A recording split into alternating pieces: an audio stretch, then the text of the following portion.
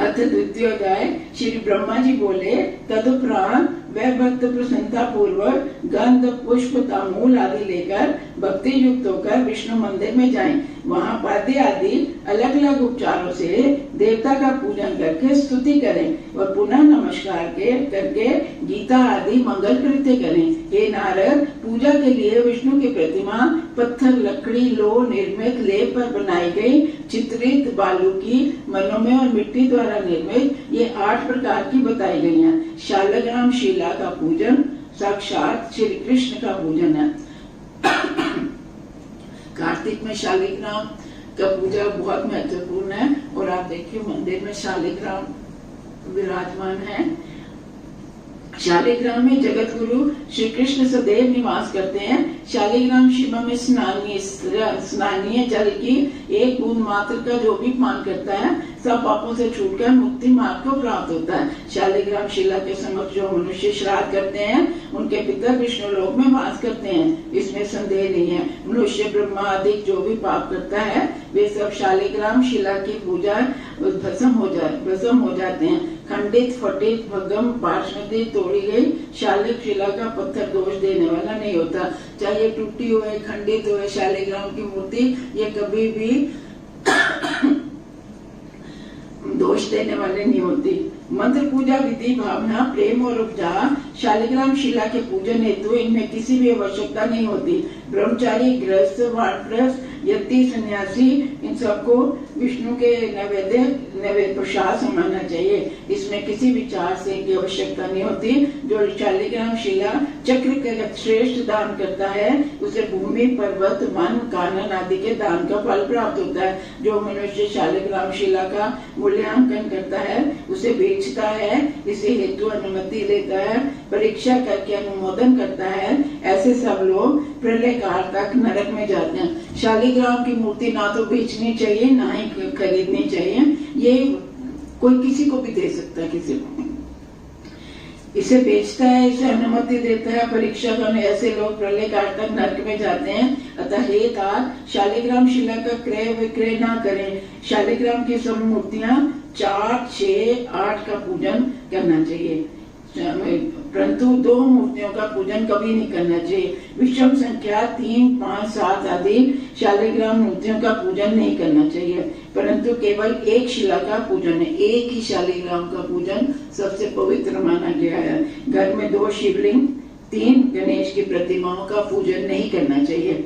2 शंख, 3 देवी मूर्ति, 2 द्वारका चक्र, 2 सूर्य मूर्तियों का पूजन ना करें। चावलों से विष्णु की, शंख के जल से शिव की, बेल पत्रों से सूर्य की, तुलसी से गणेश का पूजन कभी मत करें। धतूरे के फलों से विष्णु की, केतकी पुष्पों से सदाशिव की और कनेर एवं कमल के अतिरिक्त लाल रंग के अन्य पुष्पों से भी शिव जी की पूजा नहीं करनी चाहिए। कार्तिक मास में जिन लोगों द्वारा कमलाकांत श्री विष्णु के कमल के पुष्पों द्वारा पूजा की जाती है वे सैकड़ों जन्म तक कमला लक्ष्मी अनुगामिनी बनी रहती है। मालती, जूही, स्वर्ण जाति, चंपा के पुष्पों से माधव श्री विष्णु की पूजा करने वाला परम पद को प्राप्त होता है। कार्तिक मास में अगस्त्य के पुष्पों से विष्णु की पूजा करने वाले मनुष्य श्री हरि उद्धर्विता ज्ञानी और मनुष्यों को गति प्रदान करते हैं। तुलसी दास द्वारा पूजन के महत्व का वर्णन मेरे द्वारा नहीं किया जा सकता।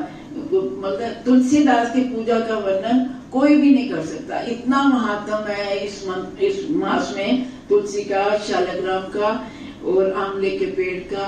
तो शालिग्राम नामधारी हरि को तुलसी अत्यंत प्रिय है। जो मनुष्य तुलसी की मंजरियों मतलब ये जो आगे इनके वो जैसे लंबे लंबे निकले होते हैं, अगर उन मंजरियों से हम माधव की पूजा करते हैं तो पुनः गर्भवासी न बन के मुक्ति के भागी बनते हैं। मतलब उन मंजरियों को जरूर अर्पण करो भगवान के चरणों में। जो मनुष्य तुलसी काट के उत्पन्न चंदन को धारण करता है और तुलसी दल धारण किए हुए मृत्यु हो जाती है वह मोक्ष को पाता है। तुलसी वृक्ष की छाया घर में जहाँ जहाँ पड़ती है वहाँ श्राद्ध आदि कर्म करें, उसके पितरों को अक्ष तृप्ति मिलती है। तुलसी वन का संसर्ग, गंगा का स्नान और नर्मदा के दर्शन ये तीनों एक समान कहे गए हैं। तुलसी वन समस्त पापों का नाश करने वाला है। पुण्य में तथा आकांक्षाओं की पूर्ति करने वाला है। जो मनुष्य इसे लगाते हैं वो नरक में नहीं जाते। तुलसी लगाने, पालने, छूने से ही मनुष्य के सब पापों का अंत हो जाता है। मन वचन कर्म से कर्म किए हुए पापों को नाश करते हैं। अतः व्रत करने वाले को उचित है कि भगवान हरि की प्रिय तुलसी का एकाग्र चित्त से प्रदक्षिणा और नमस्कार करे। हे हरि प्रिय तुलसी, तुम्हें इस पहले देवताओं ने बनाया, फिर मनुष्यों और मुनीश्वरों ने उसकी पूजा की।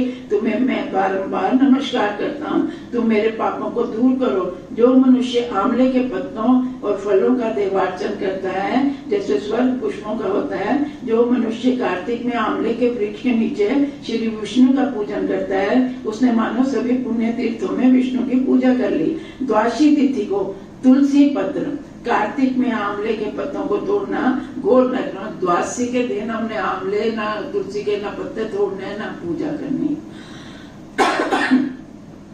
हे द्विजेतम, आंवले के नीचे जो पिंडदान करता है उसके पितर 100 वर्षों तक निरंतर तृप्त बने रहते हैं। हे मुनि श्रेष्ठ, जो मनुष्य मस्तक, हाथ, मुख, शरीर तथा आंवले का फल धारण करते हैं उसे भगवान का स्वरूप समझना चाहिए। जिसके शरीर पर आंवले का फल, तुलसी, द्वारका की मिट्टी, गोपी चंदन नित्य स्थित होते हैं, वह जीवन मुक्त कहा जाता है। इसके पश्चात वेद ज्ञाता ब्राह्मणों को भक्ति पूर्वक भोजन कराए तथा गंध, पुष्प, तांबूल एवं दक्षिणा देकर उन्हें संतुष्ट करें। कार्तिक मास के व्रती को भूमि पर सोना चाहिए, ब्रह्मचर्य का पालन करना चाहिए। ढाक के पत्ते पर हवन के बाद शेष अंग का मौन रहकर भोजन करना चाहिए। जो मनुष्य कार्तिक मास में एक समय भोजन करता है वह शूरवीर तथा कीर्तिमान होता है। कार्तिक मास में जो व्यक्ति आंवले के वृक्ष की छाया के नीचे भोजन करता है उसके अन्न संसर्ग जन्य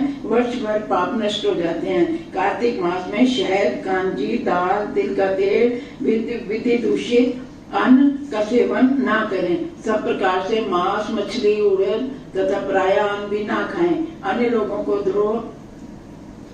से द्रोह पर स्त्री गमन न करें। व्रती मनुष्य कार्तिक मास से बुरे भाव तथा बुरे शब्दों का त्याग करे। गृहस्थ मनुष्य रविवार के दिन आंवले के फल का सेवन करे। व्रती मनुष्य देवता, वेद, ब्राह्मण, गुरु, गो सेवक, स्त्री, राजा और महात्मा की निंदा न करें। प्राणियों के अंग, नींबू, ब्राह्मणों को दिए हुए दूध, दही आदि सभी प्रकार के रस, मिट्टी से उत्पन्न नमक, ये सब मांस की श्रेणी में आते हैं। अन्नों में मसूर, बासी एवं गाय, बकरी, भैंस के दूध के अतिरिक्त अन्य सब दूध भी मांसी है।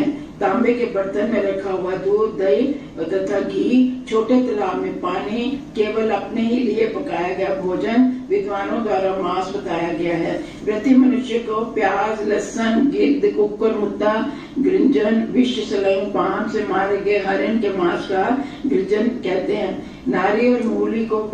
नारी तथा मूली को भी नहीं खाना चाहिए। जंगली घिया, बैंगन, काची फल, तरबूज, कैद की वृत्ति मनुष्य को नहीं खाना चाहिए। ये है जो व्रती पूरा महीना व्रत रखते हैं उनके लिए। रजस्वला स्त्री, मलेश, पतित, घमंडी मनुष्य से दूर रहे तथा 2 बार पकाए हुए और जले हुए अन्न का भोजन ना करे। प्रतिपदा आदि तिथियों को क्रमशः पेठा, छोटा बैंगन, कुकर, मुद्दा, मूली, श्रीफल, तरबूज, आंवला, नारियल, जंगली घिया, जंगली परवल, बेर, मसूर, पान, नारी तथा शाक तथा सिंगाड़े को नहीं खाना चाहिए। इति श्री पद्म पुराणे कार्तिक महात्म अंतर्गत विष्णु पूजा विधि के व्रत कालीन भक्ष्य भक्ष निरूपण नामक 2य अध्याय समाप्त हुआ।